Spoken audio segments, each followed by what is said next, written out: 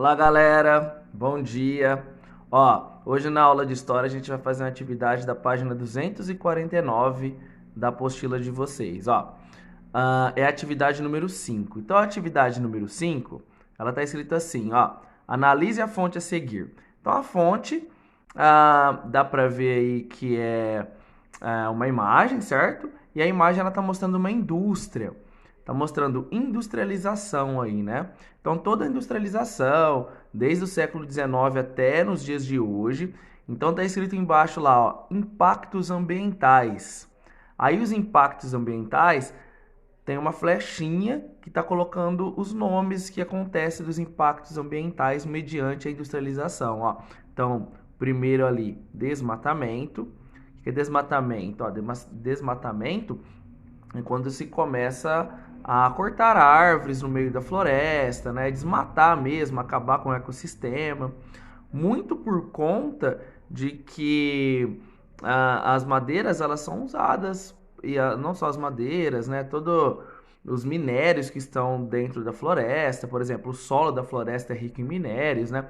Então tudo isso é usado na industrialização, mas gera um desmatamento, né? Gera um impacto ambiental muito grande. Segundo, esgotamento de recursos naturais. Então, todos os recursos que a gente tem na natureza, eles demoram muito para se formar. Por exemplo, a gente usa plástico.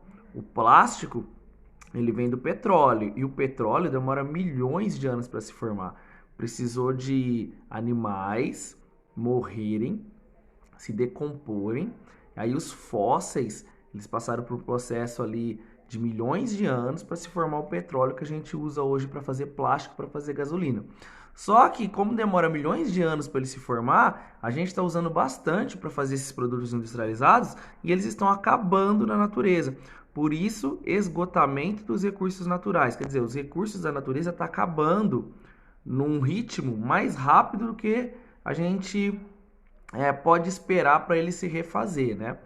Terceiro, poluição do meio ambiente. Então a indústria também gera uma poluição. Dá para ver ali na imagem a fumaça saindo da indústria, poluição atmosférica, né? Muito CO2 sendo colocado na atmosfera, né? E o último, crescimento urbano desordenado. Significa que as cidades elas estão crescendo porque as pessoas vão trabalhar na indústria, mas elas estão crescendo num ritmo desorganizado. Então hoje a gente tem milhões de pessoas morando em cidades que não comportam essas quantidades de pessoas. E as pessoas vão para lá principalmente para trabalhar, né? Então São Paulo, por exemplo, São Paulo tem quase 20, um pouco mais de 20 milhões de pessoas. É um número enorme, né? Para uma cidade enorme também, lógico, mas aí você fica com muita gente no mesmo lugar, né?